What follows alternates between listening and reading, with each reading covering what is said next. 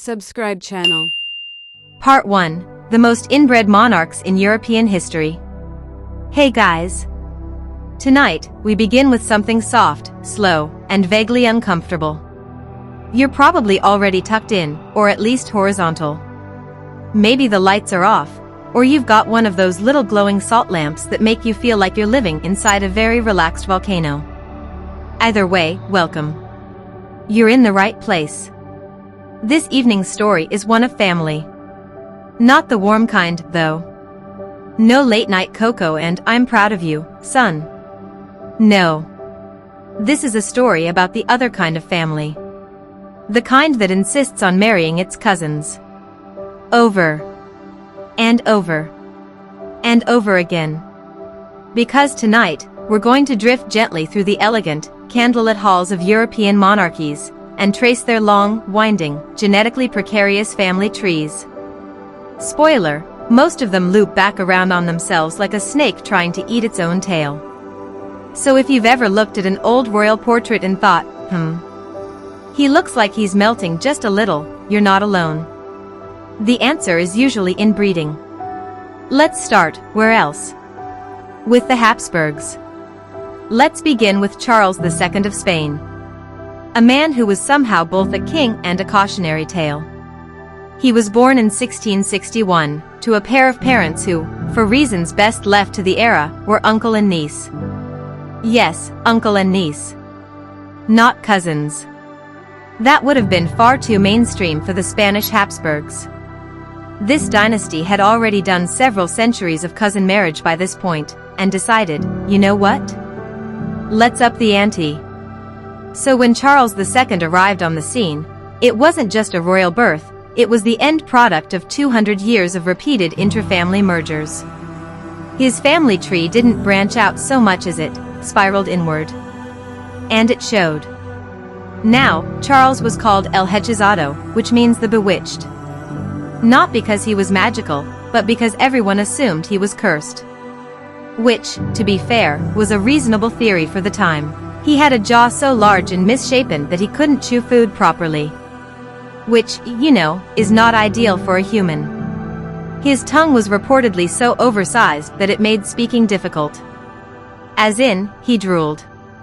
Constantly. And while you're picturing that, keep in mind, he ruled a global empire. He didn't learn to walk until he was about 4. And he didn't speak until after age 8. If that seems delayed, yes. But in his defense, he had the Habsburg jaw, which, by this point, was practically its own family member.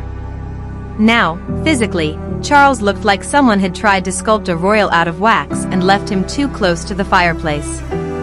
He had the classic protruding jaw, a long face, and that distinctive, almost fish-like expression that comes from centuries of being your own cousin. But what really made Charles unique wasn't just the look. It was the vibes. This man radiated pure confused energy.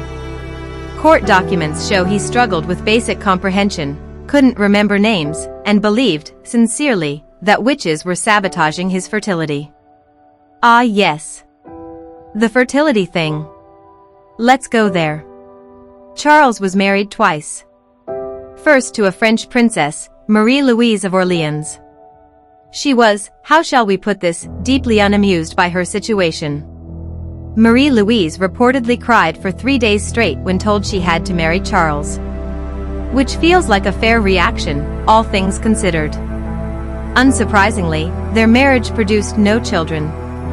And after a decade of nothing happening, physically, romantically, or emotionally, Marie-Louise died. At age 26. Cause of death? Indigestion, they said.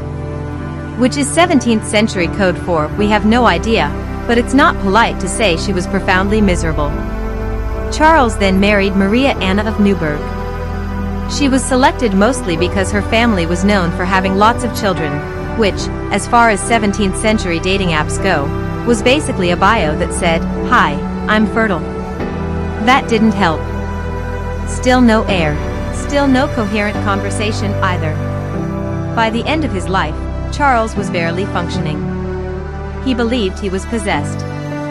He had seizures. His body was a slow-motion catastrophe.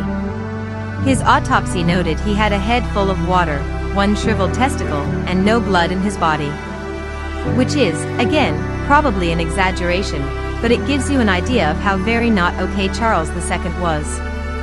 The thing is, none of this was surprising. If you take a look at Charles's family tree, you'll find that his mother and father shared more DNA than most siblings. His great-grandparents were also his grandparents. His uncle was also his grandfather. And at some point, someone probably looked at the whole thing and thought, perfect. Let's add one more cousin just to balance the equation. So when Charles died in 1700, at the ripe old age of 38, which, for a man of his health, was frankly heroic, he took the Spanish Habsburg line with him.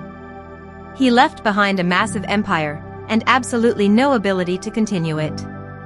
Let's float over now, to Austria. Ah yes, the Austrian Habsburgs. The other half of the royal genetic equation. And by half, I mean they were also doubling up on family genes like it was a clearance sale. Let's talk about Emperor Leopold I, born in 1640. Leopold was Charles II's uncle and, wait for it, also his cousin. Naturally. Leopold was famous for two things, being very devout, and looking like the villain in a Baroque fever dream. His chin entered rooms before he did. He had the full Habsburg face, long nose, enormous lower jaw, and eyes that always seemed to be just slightly in the wrong place. Leopold married 3 times. His first 2 wives? Cousins. Obviously. His third wife? A 15-year-old Italian princess named Eleanor of Neuburg. She, too, was part of that same extended royal DNA pool, just stirred a little. Together, they had several children, including a young boy named Charles, later Charles VI,